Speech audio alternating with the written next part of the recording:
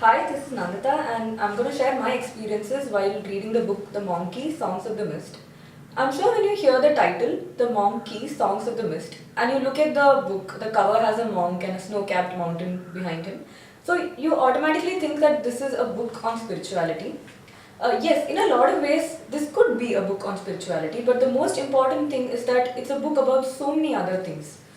When you start reading the book and you start reading about the characters in the book, take for instance Ayan or Ashutosh or the ladies in the book who are Vasudha, Calliope and so on, you start to relate to these characters. You realize that they're not very different from who you are. What happens when you start reading the book is that you look at one of these characters and think, this is me, or you have qualities in each of these characters that you can relate to. And you start to wonder what is the author going to do with these lives and how is he going to take it forward.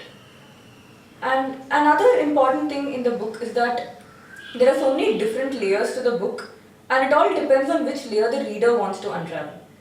If I have to talk about the writing style of the book, I think one thing that really impressed me was how the author describes the things in his book. There is so much authenticity in the way the author has described everything.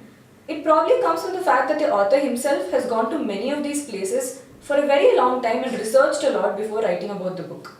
What happens here is that when you read these descriptions, it is almost like you're transported to the place. Another thing about the book which makes the book very beautiful is the quotes that are there in the book.